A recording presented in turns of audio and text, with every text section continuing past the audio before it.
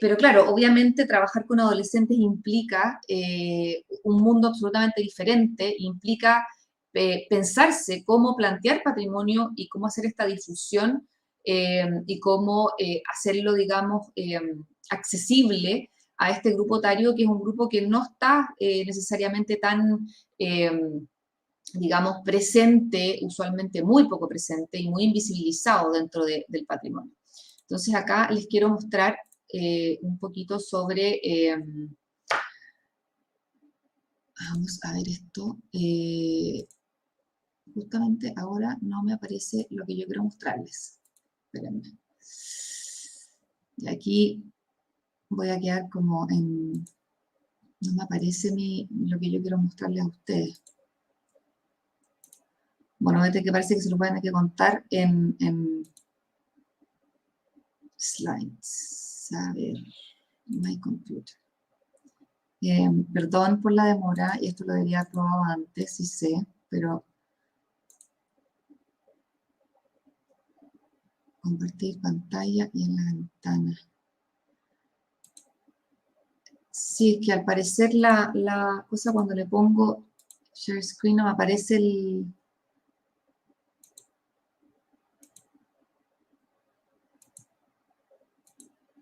No me aparece lo que tengo. Espérame, a ver. Ah, ya. No, perdón, pero no me aparece la pantalla que les quería mostrar, no sé cómo mostrársela. Es que, ay, perdón.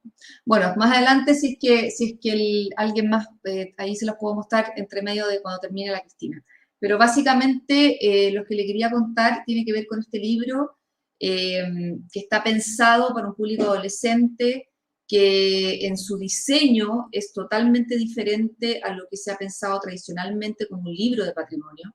Se trabaja con ilustradores y con diseñadores, tiene una dinámica y unas lecturas en distintos niveles, tiene collage, tiene un montón de cosas colorido y un montón de cosas que se sale un poco de este marco tradicional de cómo se muestra patrimonio, que tiende a ser muy rígido en el fondo, buscando otras miradas y otros acercamientos a este público adolescente para integrarlos a esta visión del patrimonio. Y también con un contenido distinto. Obviamente, hacer accesibles estos temas y hacer difusión de estos temas, no se puede hacer difusión para todos por igual. Una talla no le cabe bien a todo el mundo. Y por lo tanto, aquí este es un público que hay que obviamente ajustar los contenidos y pensar en esos contenidos de forma diferente,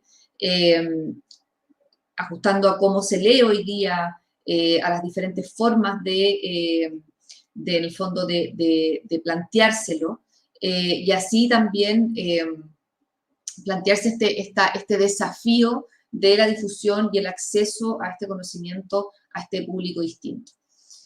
No me quiero extender mucho más porque sé que todas nosotras tenemos que contar algo hoy día, así que lo dejo hasta acá y ahí aprovecho de enviarle las imágenes para que las veamos después. Muchas gracias, Daniela.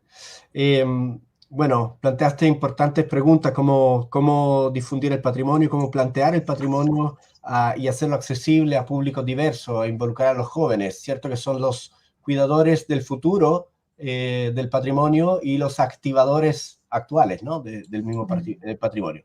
Démosle ahora, entonces, la palabra a Tiwi Campos para que haga su breve presentación. Hola, muy buenas tardes desde México. Saludos a todas las hermanas y hermanos que nos escuchan de nuestra América. Trataré de ser breve, haré todo el intento para que podamos tener más espacios de reflexión entre nosotras. Me parece que uno de los puntos más importantes que debemos de tratar es saber cuál es la diferencia entre difusión y divulgación, ¿no? ¿Qué queremos hacer con el patrimonio? El patrimonio, la investigación del patrimonio es un bien público, desde su naturaleza, que sale como una difusión y una obligación, un trabajo del Estado, debe ser encaminado a difundir los resultados como un bien público.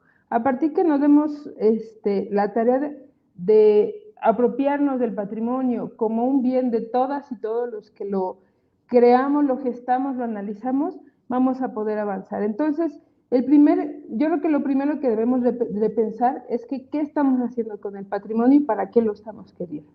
La segunda parte, la divulgación, me parece muy importante que pensemos aquí hacia dónde va dirigido este patrimonio, qué queremos hacer con la investigación, la divulgación y la difusión del patrimonio. Queremos conseguir que más gente recorra nuestros estados-nación para conocer lo que se hace, lo que se trabaja, o queremos que quienes hacen la cultura, quienes la propician, quienes la discuten, sepan que lo que están haciendo es un bien comunal, un bien comunitario, un bien nacional o un bien global, ¿no? Un bien mundial, porque si no tenemos claro a quién va dirigido, los esfuerzos que podamos hacer en colectivo o de manera individual no van a tener un propósito final para fortalecer lo que estemos queriendo hacer. En el caso de México, que es el que conozco y parte del de América Latina, en México tenemos 68 pueblos indígenas, pueblos afrodescendientes, diversos pueblos populares que han perdido sus raíces lingüísticas, pero siguen gestando y creando patrimonio. ¿Para qué queremos que ellos conozcan lo que ellos mismos están haciendo? ¿No? Lo decía un poco la compañera, lo que necesitamos es la activación de ese patrimonio, pero lo necesitamos a partir de la relación entre los mismos hacedores, las abuelas y los nietos, las hijas y los hijos. Entonces, por ejemplo, cuando estuve yo trabajando en Ibercocinas como la encargada de la unidad técnica, teníamos un trabajo muy interesante porque teníamos que trabajar con las hacedoras del patrimonio, que en este caso, como era un tema de cocina, eran mujeres, y los nietos y las nietas eran las que las ayudaban a conectarse en la virtualidad, que lo estuvimos haciendo en la pandemia, a hacer sus páginas de Facebook, a divulgar, a tomar fotos. Entonces, ¿cuál es la intención de difundir el patrimonio? ¿Qué queremos lograr? ¿Queremos hacer un bien público? ¿Queremos fortalecer un bien público? ¿O simplemente queremos crear estrategias para enriquecer el turismo que tanto bien le hace a las naciones en la cuestión de los recursos económicos? Si tenemos eso claro, la difusión del patrimonio va a nacer y se va a ir desarrollando a partir del encadenamiento de compromisos de todos los actores y las actoras sociales que intervengan en este proceso. Por ejemplo, en el caso de la cocina tradicional de México, que también debemos preguntarnos si el concepto de tradición sí sirve para mencionar un patrimonio, porque la tradición es algo que no se mueve y la cultura está viva y el patrimonio está vivo y la cocina también, y debemos de pensar qué queremos difundir con eso, porque, por ejemplo, ¿qué pasa en el caso mexicano? Que todo el mundo piensa que comemos mole todos los días o que comemos pozole, ¿no? Y las culturas alimentarias de México van más allá de una profunda relación con la naturaleza, con los ciclos agrícolas, con los ciclos temporales, sobre su relación con el maíz y con la milpa y su importancia en nuestra nación. Por ejemplo, el huipil que hoy porto con mucha alegría, que viene de Puebla, pues tiene una significación y una relación con la cocina. Entonces, tenemos que pensar que cuando hablemos de difundir el patrimonio, ¿hacia dónde lo estamos difundiendo? ¿Y qué queremos hacer con él? Y a partir de esta relación, cuando nos podamos responder a estas preguntas, el patrimonio natural, cultural, biocultural de los pueblos, de las comunidades y de los países va a poder llegar hacia donde queramos, siempre y cuando sea un bien público. Por ahí empiezo la reflexión. Muchas gracias, Tigui, por tu reflexión y por las preguntas, ¿no? que sumas a esto. ¿Cuál es la misión de difundir el patrimonio y cuál es la diferencia entre difusión y divulgación del patrimonio? Y cómo esto genera un encadenamiento, como tú lo llamaste. Muy bien, entonces le damos ahora la palabra a Cristina Gálvez para que haga su presentación. Gracias, Humberto. Yo voy a compartir pantalla ahora. Me avisan si se ve bien, si se me escucha bien. ¿Se ve? Supongo que sí. Bueno, se ve perfecto. Agradezco a Tati. Ya, súper. Agradezco a Tati por la invitación. Yo le di bastante vuelta para participar en este seminario.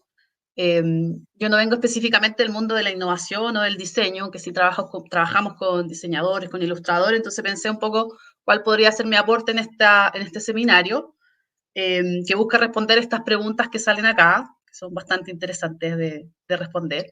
Y yo precisamente les quiero compartir en mucha síntesis, un poco de lo que fue mi trabajo de tesis de magíster sobre las políticas culturales en Chile en el siglo XX y también comentarles algo de lo que trabajo hoy en día, que es en la Subdirección de Patrimonio Inmaterial del Servicio Nacional del Patrimonio.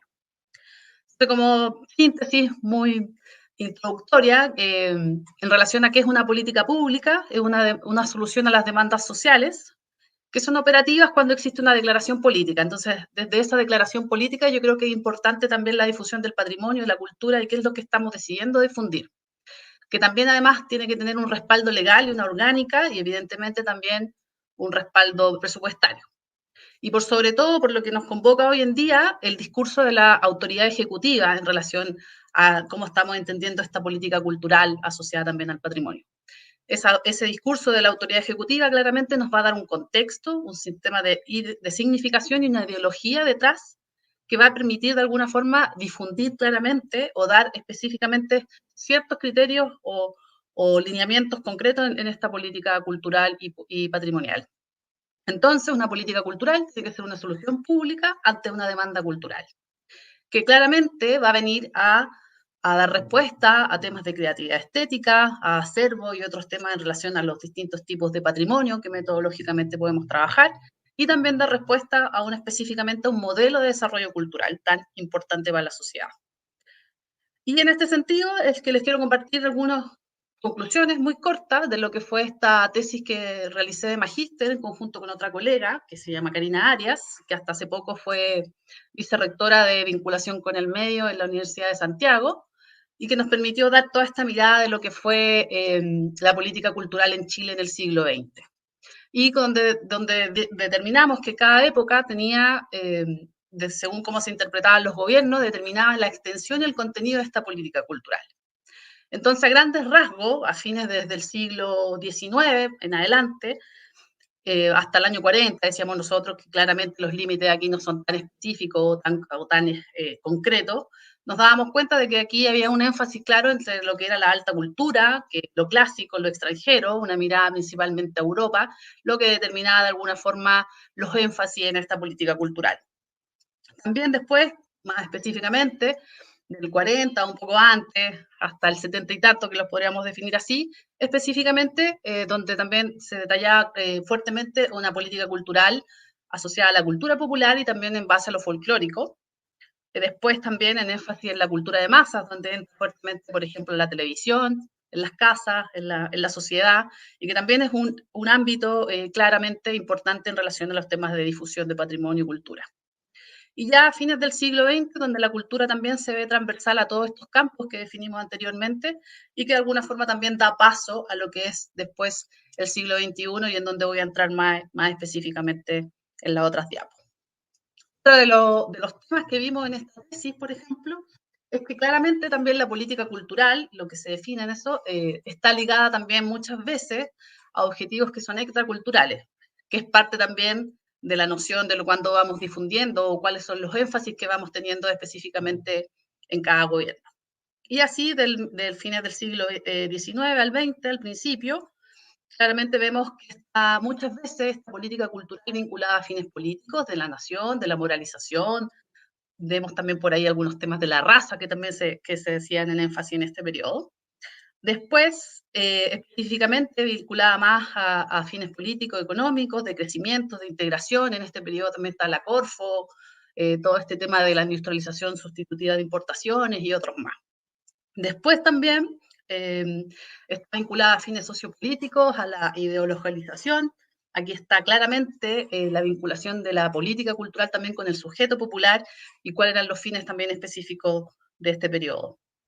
Del 73, por ejemplo, en el periodo de dictadura también, un proyecto de refundación nacional, un adoctrinamiento, donde también existen ciertos lineamientos de política pública, aunque algunas veces se habla del apagón cultural, también existían algunos lineamientos específicos.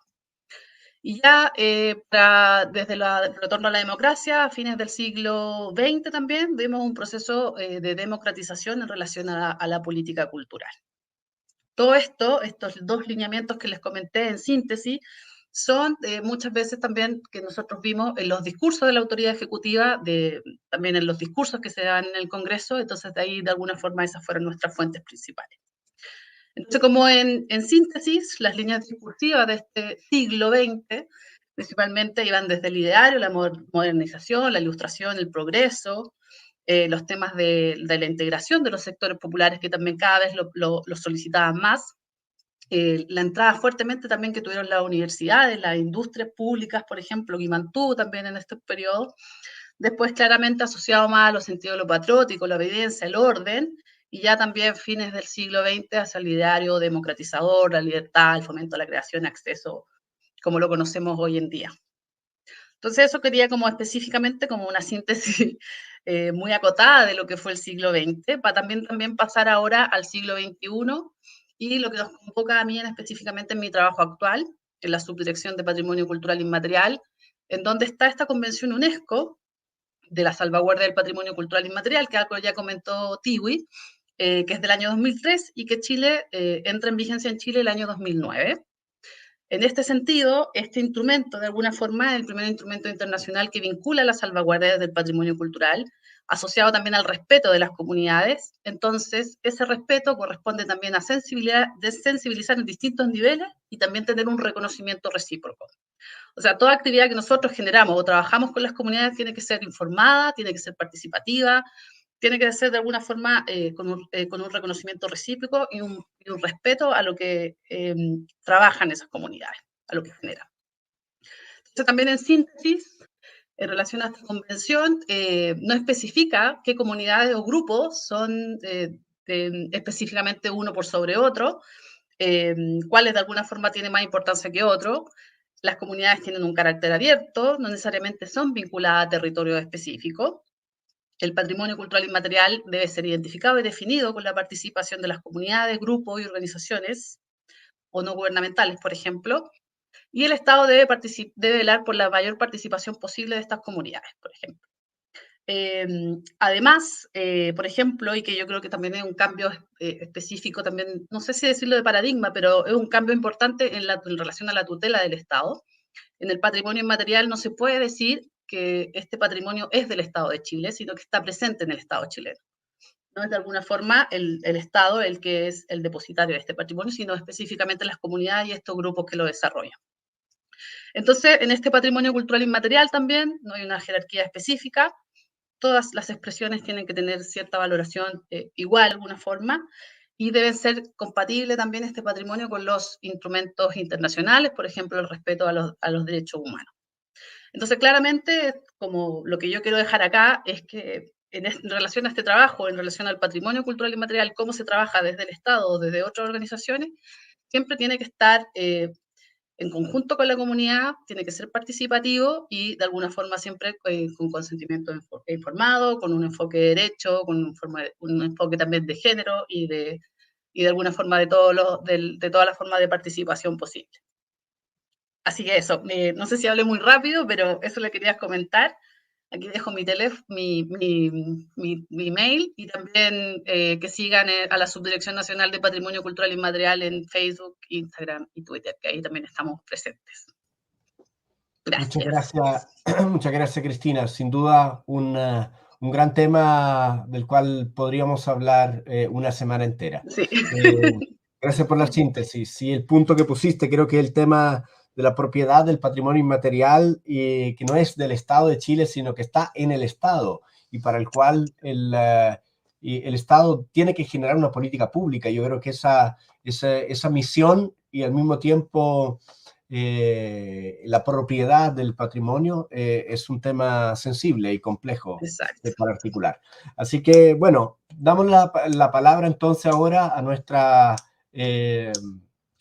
Tati Mella, anfitriona y organizadora de este encuentro. Tati, adelante. Estás en silencio todavía. Estás en silencio, ¿no? Muchas gracias, Humberto. Muchas gracias, Tiwi. Muchas gracias, Daniela, Cristina, y a todos los que están viendo ahora, los que se van a conectar después.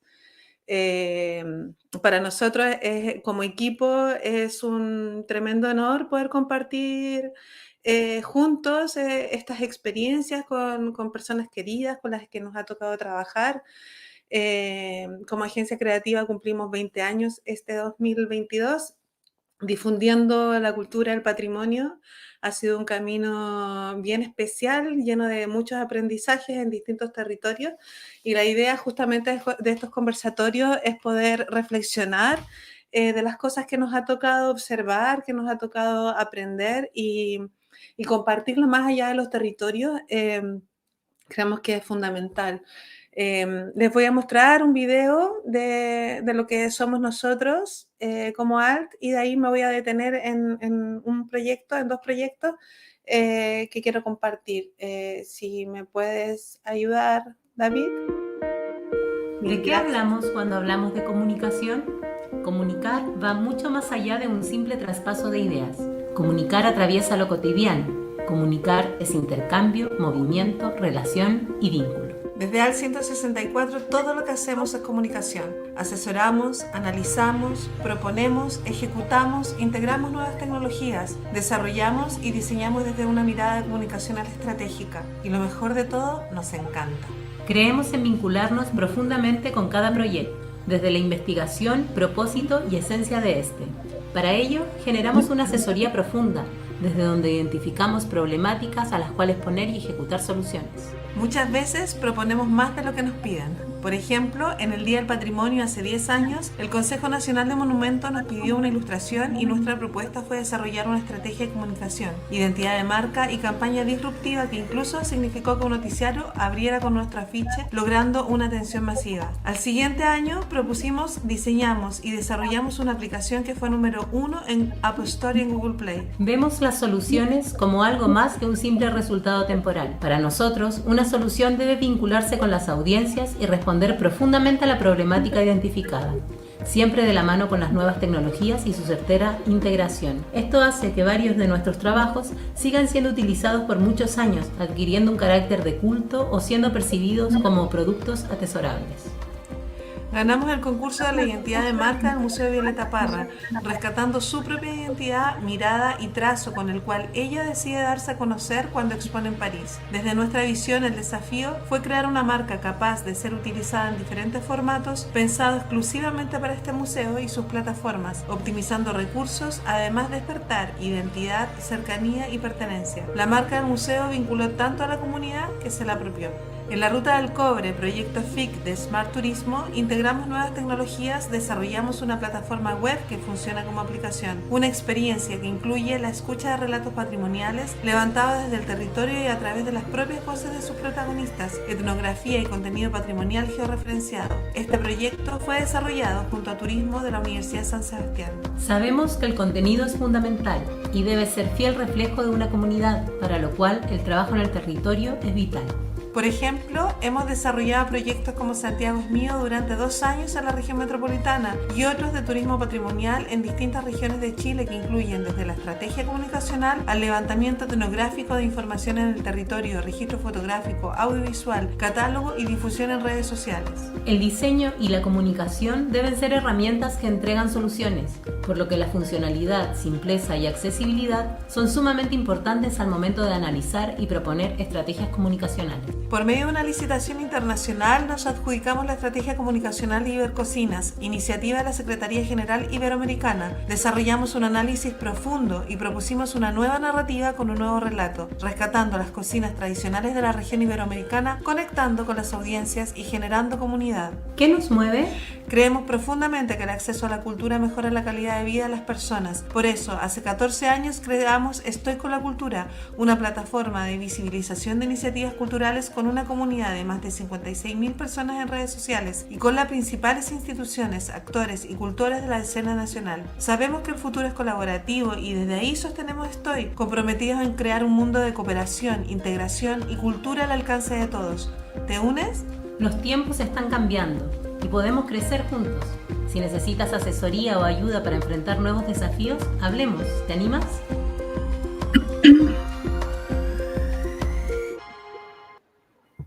Muchas gracias, David. Muchas gracias a todos. Quiero compartir el proyecto de Ibercocinas. ¿Se está viendo? ¿Sí? Ya. Sí, se ve súper bien. Ya, maravilloso. Me importa que compartirlo porque acá nosotros desarrollamos la plataforma. Estoy un poco abordándolo porque el cómo difundimos el patrimonio es relevante a la hora de también generar plataformas que permitan de forma creativa que también estos contenidos queden a disposición más allá de las fronteras que tenemos. Esto es un proyecto que participamos con Tiwi, que recomiendo que entren. Es muy bonito el proyecto, se llama ibercocinas.org. También los pueden seguir en las redes sociales. Hay mujeres desde todos los territorios de Latinoamérica. Acá son las voces de ellas las que conversan y las que se hacen presentes. Por ejemplo, acá están las buenasas, las mujeres del sur, de Set Sur, que han generado todo un trabajo muy bonito con las buenasas de la huerta. Y así puedes encontrar a las mujeres ticunas, a las shuar, mujeres en México, en toda América, con sus historias, con sus voces. También lo hicimos en las mismas redes sociales. Ocupamos los soportes.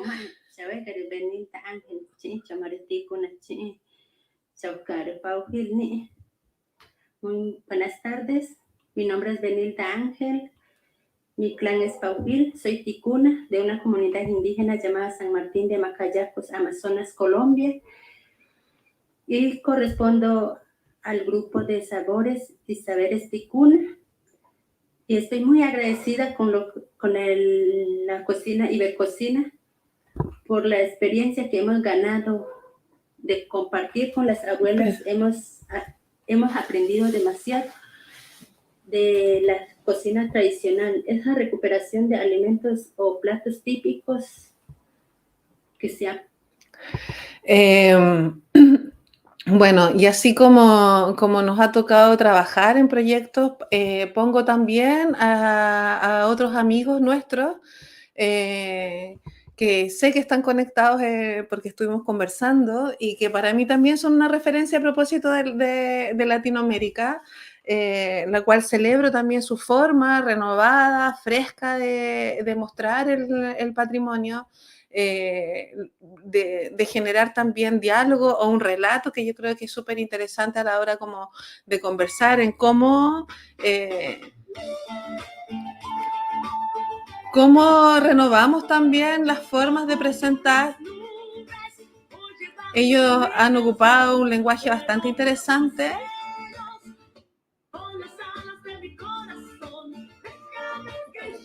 Ya, se los dejo acá, los cito, los recomiendo. Y bueno, y con esto cierro mi presentación. Doy las gracias nuevamente a cada una de todos los proyectos también con los cuales nos ha tocado trabajar. Para nosotros es súper importante el poder entregar las herramientas en los territorios, que las personas que son los cultores, que de hecho hace un rato conversábamos un poco de lo mismo, que son los que viven el patrimonio, que no son etiquetas, son los que son los cultores. Para mí es súper importante para nosotros como equipo que ellos y ellas puedan tener las herramientas de comunicación y de difusión de manera que puedan divulgar su quehacer y puedan llegar a irradiar a muchísimas partes. creo que eso es un tema que sí me importa tocar, de los cuales también nosotros hemos podido reflexionar harto, que tiene que ver con el análisis en los territorios, poder entrar, oler, ver, aprender, antes de pensar, como decía Tiwi, antes de saber quién es nuestro usuario público, cuáles son sus necesidades, conocer esa parte súper importante,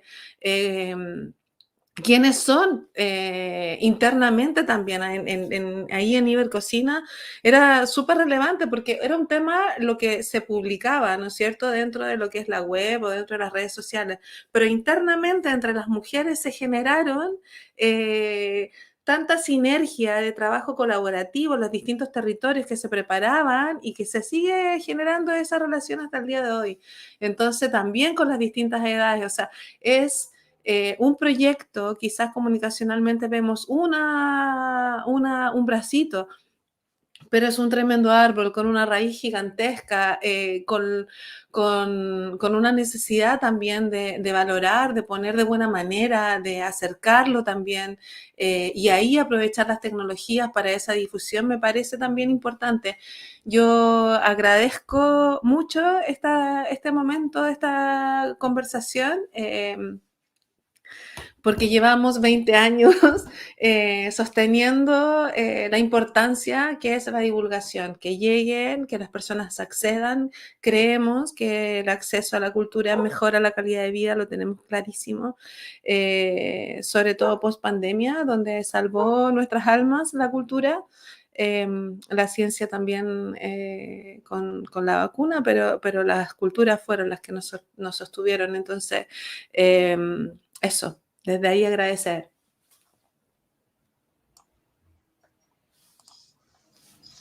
Muy bien, muchas gracias, Tati, por tu presentación y por el trabajo que han hecho en estos 20 años en ALT 164.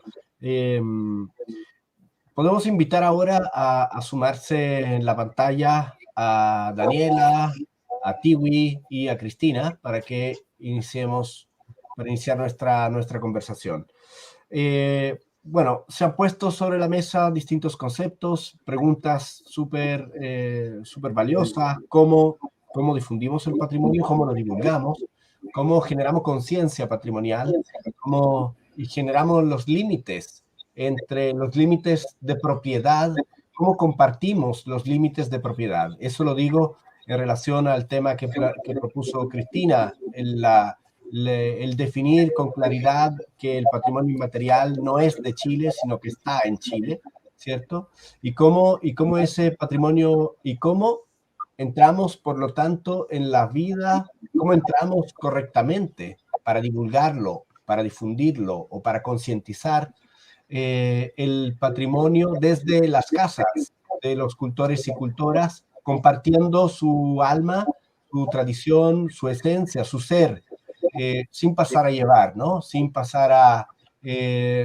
sin, con eso, meter el Estado, ¿no? Imaginémonos el Estado como esta construcción social, que además es súper interesante lo que está sucediendo en Chile hoy, ¿verdad?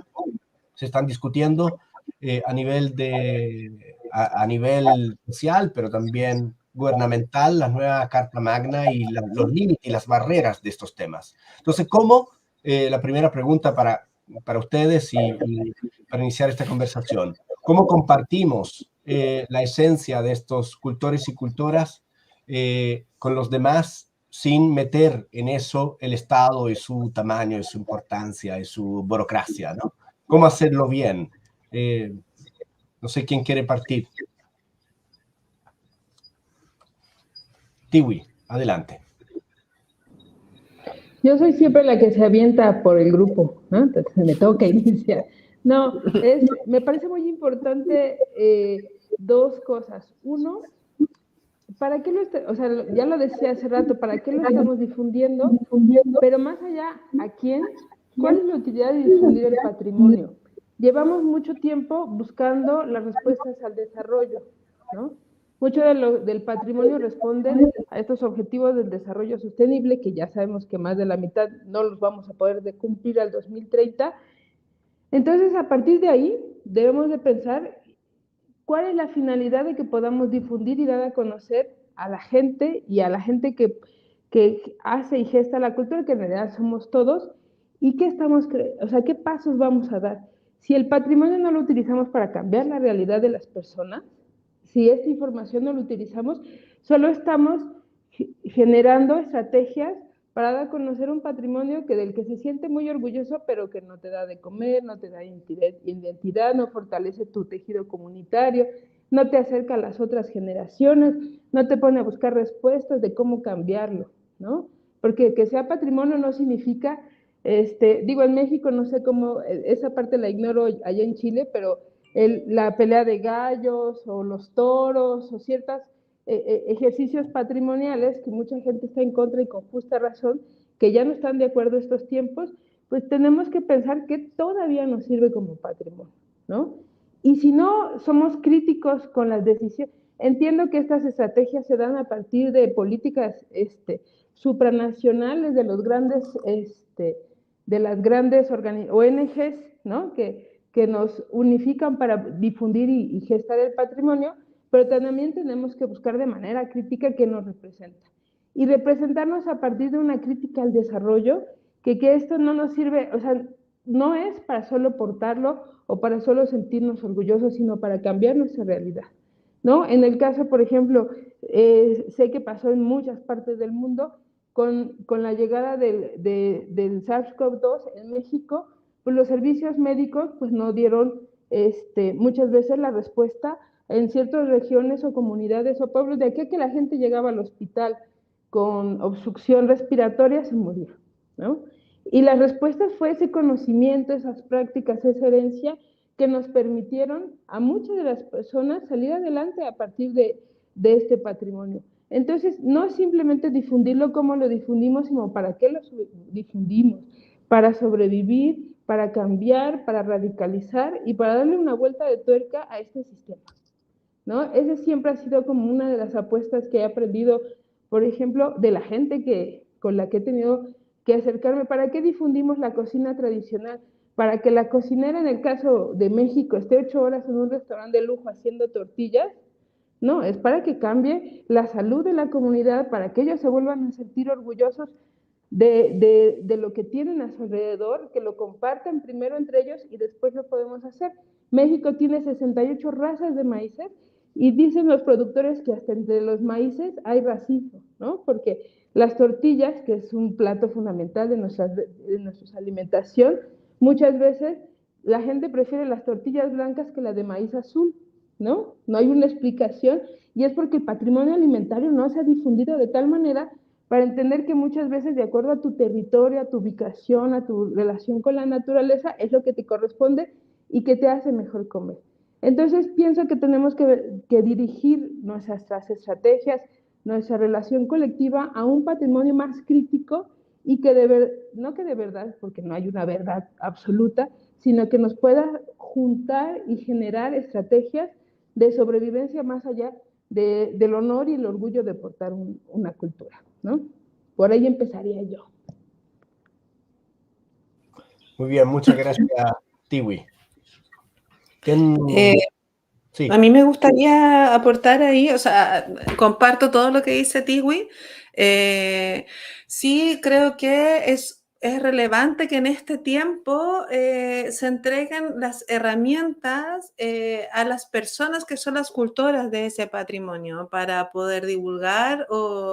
Creo que eso es relevante porque la experiencia que nosotros hemos tenido es que desde los mismos territorios eso es más fácil y más directo de poder acceder a otras audiencias, a otros públicos.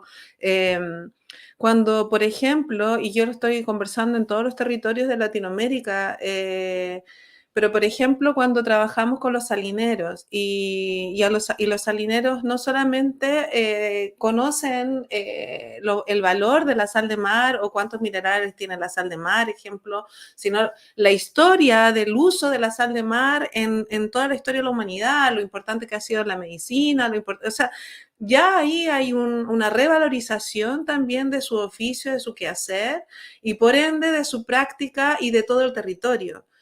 Cuando se trabaja de forma colaborativa y en esos mismos territorios hay una revalorización de su quehacer, también hay una revalorización familiar, hay una vuelta a los territorios de las mismas familias, hijos que antes se iban, ahora vuelven, es mucho más rentable, interesante y un equilibrio incluso con la vida, estar a veces vendiendo su sal de mar que estar en la urbe, con otra calidad de vida. Entonces, lo que está sucediendo, y a mí me pasa que yo siento que esto es bastante movible.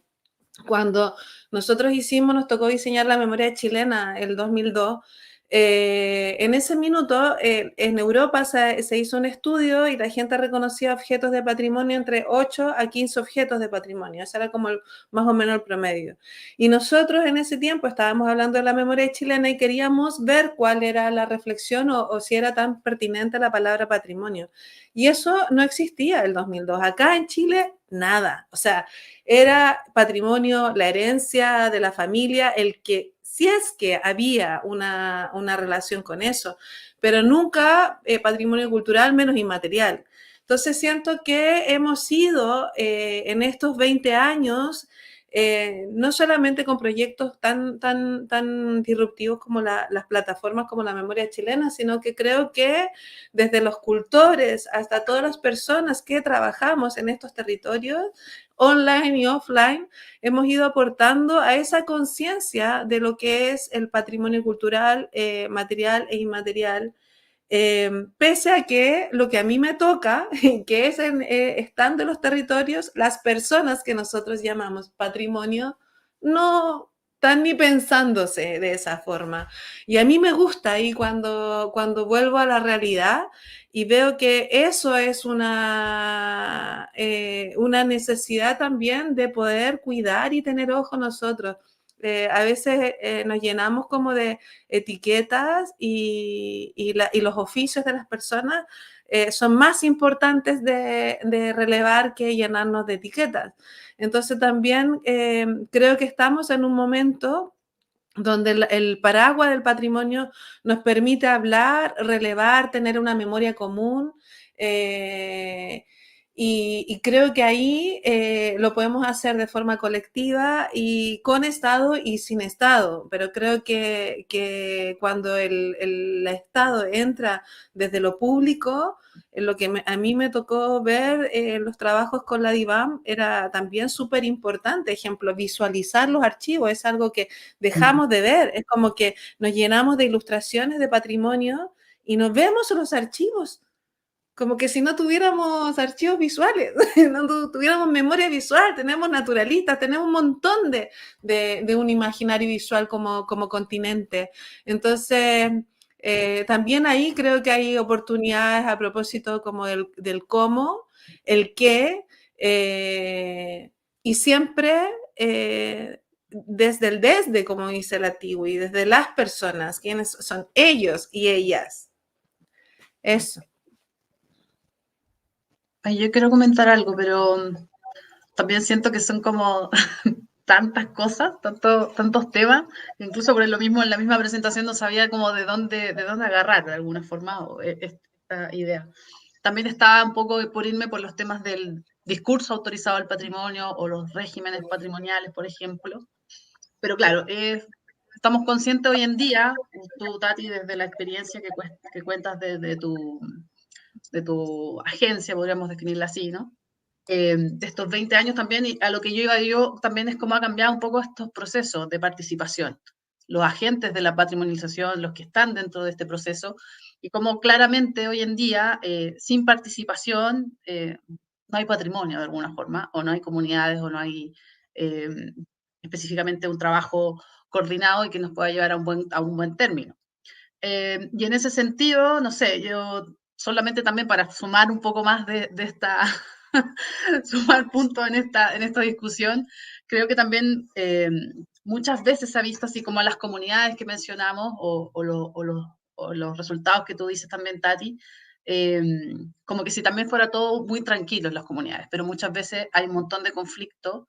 El patrimonio también es político, claramente, las definiciones que se hacen ahí en la intervención del Estado o no intervención del Estado. Entonces, de alguna forma, creo que son unos procesos complejos. Hoy en sí estamos en un cambio específicamente de paradigma también, en lo que también nos va a traer la nueva Constitución. Y hay una necesidad de cambio de modelo, claro, para el mantenimiento de distintos patrimonios, por ejemplo. Pero sin duda, creo que han sido avances, creo que, por lo menos desde mi punto de vista, desde el ámbito de la política pública, específicamente en este tipo de patrimonio, hay que también analizar también la tiranía de la participación que muchas veces nosotros ponemos en los procesos que llevamos a cabo y que tienen que de alguna forma estar en constante revisión también en conjunto con estos agentes que son participantes de este tipo de patrimonio. No sé si tengo una respuesta, no sé si estoy respondiendo a lo que preguntó Humberto, pero sí creo que son demasiados temas los que se entrelazan en esta idea, por lo menos, de difusión o de promover el patrimonio. Bien, muchas gracias. Dale, Daniela. Pusieron varios temas sobre la mesa. Yo creo que, retomando un poco lo que decía Tiwi, yo creo que el fin último de la difusión y en general del quehacer patrimonial, yo también lo veo desde entender el patrimonio como algo que me aporta a mi vida o a nuestra vida en el presente, en el fondo. Algo que nos ayuda a vivir mejor, que nos ayuda a estar mejor. Y en ese sentido yo creo que la posibilidad de trabajar en la difusión nos permite, para el caso de los cultores, obviamente, cambiar sus realidades, poder ser reconocidos, poder ser vistos, poder tener una vida distinta en el fondo y poder perpetuar muchas de esas tradiciones o esas prácticas en el tiempo, digamos, que muchas veces se ven, digamos, en conflicto porque no pueden seguir haciéndose por distintas razones, económicas muchas veces, la gran mayoría. Pero para quizás el resto de la gente que no se ve envuelta en ciertas prácticas o que se ve envuelta en otras prácticas y con otras realidades y con otras vivencias, creo que la posibilidad de difundir y de abrir estas puertas nos permite abrir al diálogo y a la diversidad, que yo creo que ese en nuestro país al menos es uno de los grandes temas. Nosotros como país no hemos sido construidos en donde la diversidad se ve como una riqueza, sino que se ve como un obstáculo. Entonces, y se ve como una tranca y como una problemática. Entonces, cuando nosotros podemos ver esta diversidad y reconocemos ese valor en la diversidad, yo creo que es un potencial enorme en términos de cómo nos construimos como seres humanos y cómo nos construimos como sociedad. Entonces, volviendo a lo que yo les decía antes de los adolescentes, para mí uno de los caminos de enseñar patrimonio en adolescentes y en niños y en niñas es justamente ese desafío. No es solamente que valoricen los elementos patrimoniales, que les parezcan bonitos, valiosos, importantes, sino que también cómo a través de esos elementos enseñamos a dialogar, enseñamos a conocernos, enseñamos el valor del otro y la riqueza de un otro, que no soy yo. Entonces yo creo que ahí también hay un camino precioso que nos permite la difusión abrir también, ¿no? O sea, y esa divulgación en cómo también vivimos en comunidad y cómo vivimos mejor en comunidad. Con Estado o sin Estado, eso puede ser muy, muy diverso. Y siempre tenemos que considerar que con Estado o sin Estado, cuando nosotros entramos a trabajar con personas, siempre estamos interviniendo una realidad, queramos o no queramos. Entonces, ahí también siempre hay que tener mucho cuidado con cómo trabajamos también. Hay un término ético que yo creo que es bien complejo. Entonces, reconocer que hay un intervencionismo desde todos nosotros que trabajamos cuando nos involucramos con esas comunidades. Así que eso. Muchas gracias, Daniela. Creo que hay otro importante hilo conductor entre las distintas presentaciones, que es el apostar a posicionar el tema del patrimonio en otras agendas, ¿no? En otros rubros y otras agendas. Las estrategias de comunicación, por ejemplo, las plataformas digitales de Tati, el trabajo con las comunidades de Tiwi y el patrimonio gastronómico y por lo tanto también los sistemas de cultivo tradicionales y la configuración de un territorio específico, etcétera, ¿no? La agenda educativa, los jóvenes con el libro Pensar Patrimonio que lanzaremos en unos días más en ocasión del Día del Patrimonio. Ahora, esta es una pregunta específicamente para Cristina, que está en nuestra representante de la institucionalidad del patrimonio hoy. ¿Cómo ves tú, pero pero después la reflexión es interesante que la pongamos también en perspectiva. ¿Cómo ves tú, Cristina, que en Chile hoy se le da permiso al patrimonio de estar en otras agendas? ¿Cuáles son las agendas? Por ejemplo, Ministerio de Desarrollo Social, Ministerio de Hacienda, Ministerio de Transporte, Ministerio de la Vivienda, Ministerio de Obras Públicas, que son las grandes carteras económicas de los gobiernos y que intervienen el patrimonio personal, el patrimonio territorial, el patrimonio urbano de nuestras ciudades y que no tienen mucha sensibilidad hacia el patrimonio, ¿no? Entonces, ¿cómo instauramos y se instalamos el tema patrimonial en las otras grandes carteras que tienen además muchos recursos? Por ejemplo, en el caso italiano, es el Ministerio per i beni delle attività culturali y el turismo el que tiene la última palabra sobre el manejo del territorio, ¿no?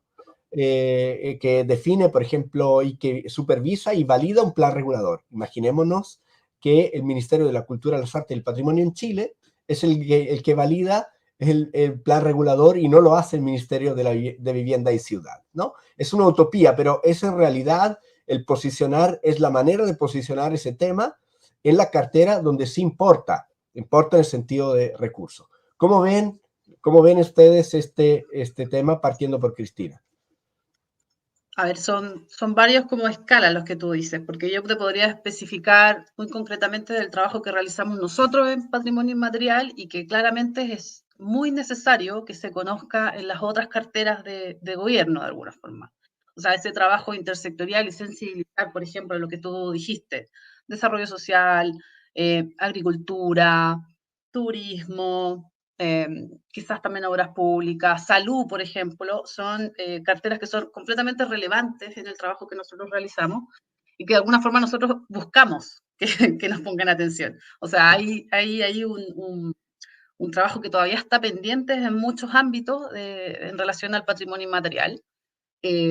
Por ejemplo, solamente como para decirlo en síntesis, nosotros trabajamos con planes de salvaguardia con comunidades que ya están en un reconocimiento que nosotros definimos por inventario de patrimonio inmaterial y que en esos planes de salvaguardia, por alguna forma, para poder mantener este patrimonio en el tiempo, en síntesis, es necesario articularse y dar respuesta a estas comunidades a nivel de Estado en una generación mayor. En ese sentido, sí, falta conocimiento del trabajo o de la metodología que tiene patrimonio inmaterial. Por eso contaba también en este cambio de idea del patrimonio que no es del Estado de Chile, sino que de las comunidades que están en Chile, de alguna forma porque son necesarios esos avances. Y en ese sentido, por ejemplo, muchas veces, por ejemplo, con comunidades específicas de artesanía, por ejemplo, vemos que tienen un montón de problemas que no son cubiertos en relación a temas de salud, en temas de pensiones, por ejemplo, también, que hemos tenido también mucho en relación a los reconocimientos como tesoros humanos vivos, que ellos entienden que esto es un reconocimiento del Estado en su conjunto y no de una política cultural en específico. Es necesario y es hacia donde nosotros iríamos. Y si nosotros tuviéramos que tomar todas esas decisiones que tú dices, Humberto, sería una utopía increíble, empezar a cambiar como de alguna forma el foco, sino que es necesario la cultura por sobre todo otros temas. Entonces sí, es completamente necesario, hay en distintos niveles, quizás hay otros ámbitos del ministerio que sí ya lo tienen mucho más avanzado. Nosotros hay una relación mucho más cercana con el Ministerio de Agricultura en algunos ámbitos, porque claramente el territorio y mucho de esto, de las manifestaciones de patrimonio cultural que nosotros tenemos, tienen que ver, eso se asocian con los temas de los bosques, del agua, en contra también de distintos tipos de extracción que se están viendo en el territorio, que van también denigrando un poco este patrimonio cultural inmaterial. Pero sí, eso te podría contestar a grandes rasgos en relación a los temas de patrimonio inmaterial. Yo sé que de alguna forma el ministerio algunas veces participa en otros consejos de ministros en específico, pero todavía yo creo que falta mucho. Y no sé del todo cómo se están metiendo también estos ministerios en los ámbitos de patrimonio que tú mencionas. Pero, por ejemplo, nosotros, al igual que otras subdirecciones, por ejemplo, la subdirección de patrimonio, o sea, de pueblos originarios del ministerio, trabajamos con protocolos específicos de participación el consentimiento informado es lo más relevante que nosotros tenemos, y también tenemos principio ético en el desarrollo de nuestro trabajo. Entonces creo que eso también, esa base de trabajo metodológico, es una buena forma también de llegar a los otros ministerios que también pudiesen tomar esos tipos de trabajo con las comunidades y los territorios en específico. Muchas gracias, Cristina. ¿Quién quiere seguir? Yo creo que alcanzamos a dar esta segunda vuelta antes del cierre del encuentro de hoy. Yo quiero hacer comentar a propósito un poco de, yo creo que no es solamente como a nivel de Estado, creo que es una oportunidad a nivel de sector, ¿ya? O sea, de hecho, desde las industrias creativas, con Fábrica de Medios nos tocó participar en el primer diálogo de industrias creativas para la región latinoamericana. Y de las reflexiones que se hacían ahí era súper importante la sinergia entre el sector tradicional y el sector creativo. Y aquí el patrimonio, el turismo y todo eso tiene un factor súper importante. Pero ahora el punto es cómo abordamos ese entendimiento total. Yo recuerdo que contigo y en el curso que se hizo en Ibercocinas con Flaxo, una de las reflexiones que hacía Perú, por ejemplo, era de que por todo esto, nosotros pensamos de que lleva Perú así 100 años con el tema de la gastronomía peruana. No es así, hay una relevancia después de los 90 y ha sido súper potente, tan potente que se legisla para proteger sin agrotóxicos sus cultivos. Entonces, ¿cómo ha ido de la evaluación de su identidad, de su patrimonio? Pero en este minuto para ellos, suponte, no, la gastronomía, la experiencia del turismo no solamente pasa por la gastronomía, y la gastronomía no pasa así solo por rescatar algunos lugares. O sea, para ellos ya la experiencia es con música. O sea, si no es con música, no es. Entonces, ¿cómo vamos integrando también esa oportunidad también del sector creativo? Y eso yo creo que no solamente depende de una política pública. La política pública debiera impulsar y mover esto, pero también el sector privado, porque el sector privado tampoco es algo que se involucre mucho. Entonces, es importante que acá, para que de verdad exista también un poco esta sinergia entre los dos sectores, es importante que la participación debe ser de todos, creo. Muchas gracias, Tati. ¿Puedo yo? Oye, pero ¿puedo decir una cosa a lo que dijo Cristina. Tati? Que yo creo que a veces hacen falta como mínimos comunes, como base común en general, para poder participar en todo esto que dice, en todos estos agentes que menciona la Tati, y también con el sector privado o con otras, o incluso hasta con cultura y patrimonio, que también tenemos muchas diferencias también. Por eso te digo que a veces falta quizás trabajar como en una base común, clara, entre todos. Solo eso, si no me alargo mucho. Muchas gracias. Tiwi.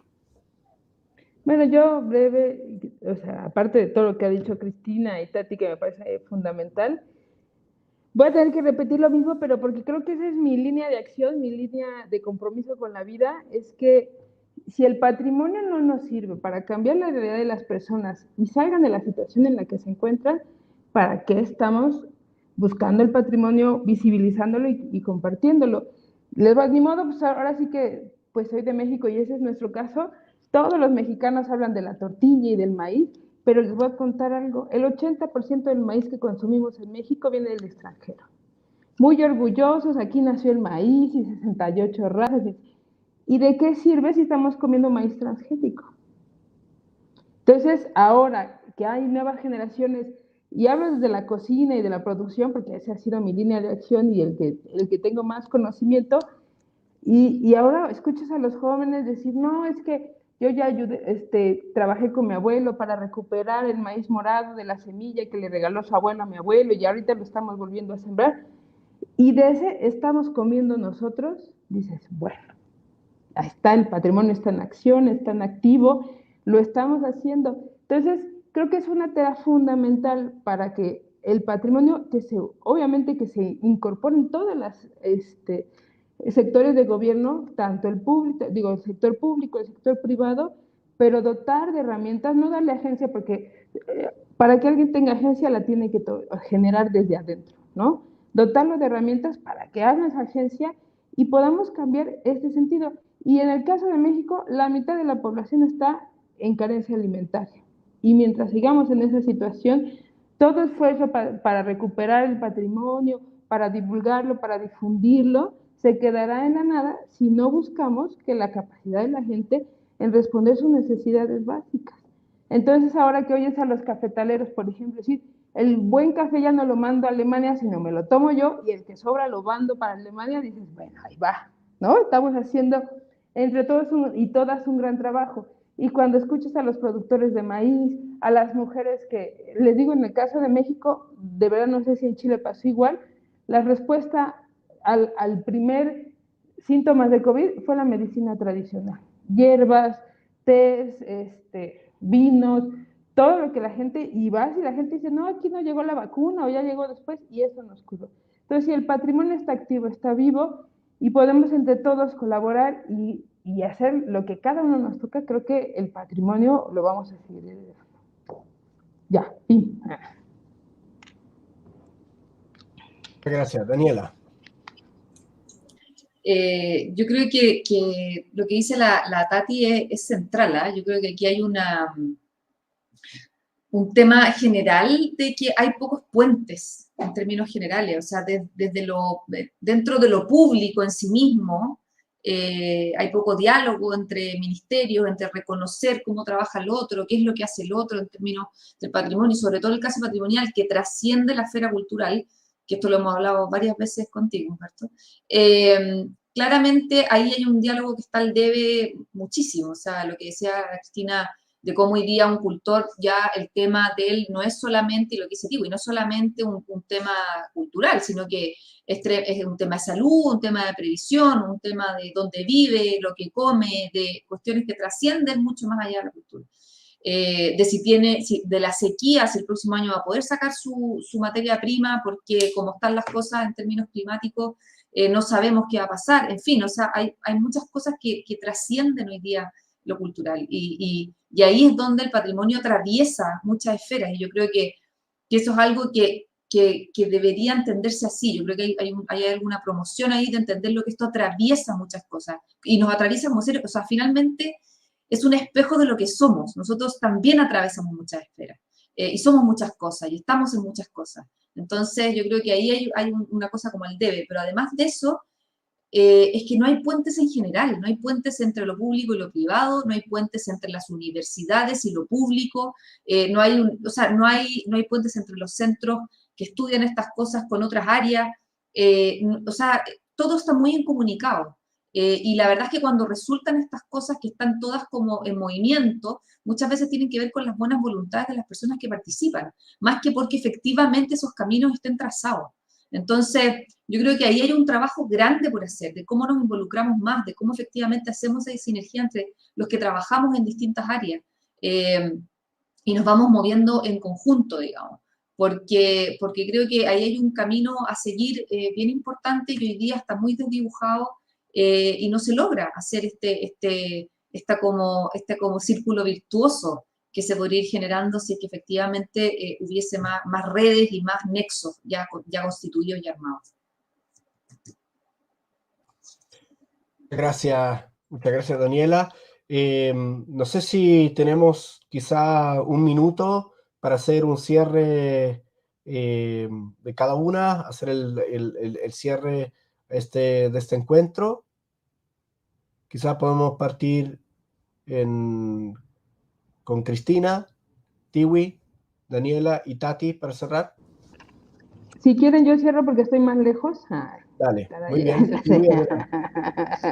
No, les agradezco mucho, bueno, a Tati, a todos los que nos invitaron, a los que nos escucharon, y un poco la idea de reflexión. Me parece muy interesante este primer, conversatorio en el que participo, porque hace falta dejarnos de estos espacios solo regionales y poder entender cómo se gesta desde otras geografías, y que estas geografías nos unan desde el amor, ¿no? Desde la creación, desde el compromiso, desde cambiar la realidad. Y aunque, por ejemplo, muchos de nosotros estamos en ámbitos gubernamentales, el compromiso pues va a veces más allá, no a veces, ¿no? Estoy plenamente segura que el compromiso nos lleva a hacer estos ejercicios de buscar alianzas y poder intercambiar y generar y difundir el patrimonio a partir de las voces que necesitan difundirlo, ¿no? Y no apropiarnos de nada. Muchas veces hablamos desde la experiencia, pero tenemos que aprender. En el caso de los que estamos en el tema de patrimonio, a dejar a veces el micrófono y dejar que otros hablen, los que están creando el patrimonio, ¿no? Y la cultura y los ejercicios comunitarios. Y bueno, pues muchísimas gracias y nos vemos pronto. Muchas gracias, Tiwi. Cristina. Oye, yo no sé, también agradezco la invitación, Pati, por armar este grupo también, pero yo sí solamente quiero dejar acá como la idea que presenté también en parte en mi PPT. Hay que tener claro, de alguna forma, un modelo de desarrollo cultural, un modelo de desarrollo como país también en estos ámbitos. O sea, la pregunta nos lleva a pensar, a mí por lo menos me lleva a pensar en distintos ámbitos, no solamente como en la comunicación final. Hay que tener claros los enfoques, hay que llegar a acuerdos entre los distintos participantes. Creo que de alguna forma hay que tener conceptos también claros y comunes. Y también, como siempre, por lo menos nosotros en temas de patrimonio inmaterial, trabajar con mucha participación y con principios éticos también claros en este desarrollo de difundir también lo que generan las comunidades, para ellos y para los demás. Eso solamente. Muchas gracias. Muchas gracias. Daniela.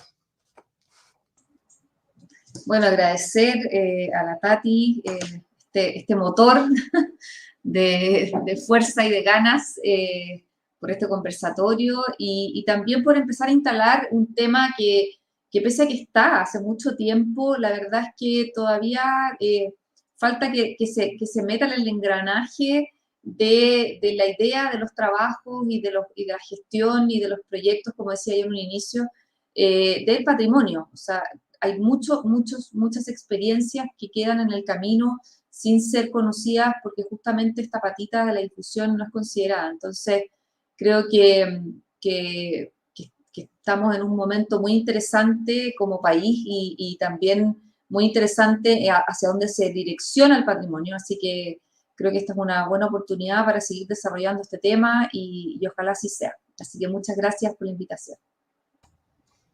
Muchas gracias. Tati. Yo vuelvo a agradecer a todos, a todas.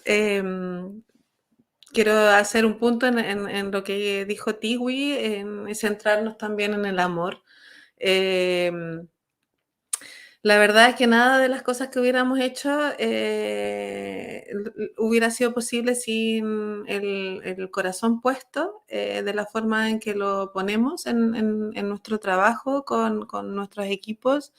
Y yo lo sé así internamente, cada una de nosotras, o incluso también Humberto, con quienes trabajamos. Para mí, yo estoy representando, soy un engranaje en nuestro equipo de ALT 164. Cuando comenzamos esto de la cultura, el patrimonio, de verdad era también parte de la utopía.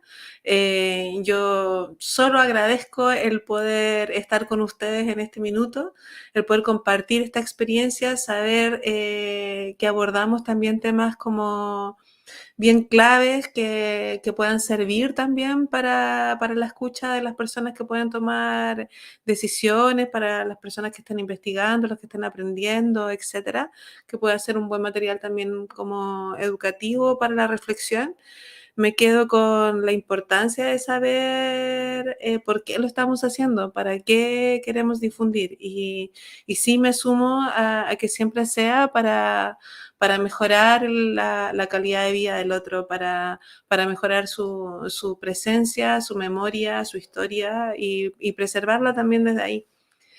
Eso. Muchas gracias, Humberto, también. De verdad, puro amor, puro cariño y gracias porque compartimos también historias re bonitas en todos estos años, así que eso. Muchas gracias entonces a todas nuestras presentadoras, panelistas, participantes, a todas también las personas que nos han seguido en la plataforma de YouTube en vivo durante esta presentación y aquellos que verán después, más adelante, digamos, en el futuro, esta grabación. A nombre del Centro del Patrimonio Cultural, de ALT 164, Fábrica de Medio y Estoy.cl, les doy muchas gracias y esperamos verlas pronto en otras actividades vinculadas al Día del Patrimonio, el Día de los Patrimonios 2022. Muchas gracias.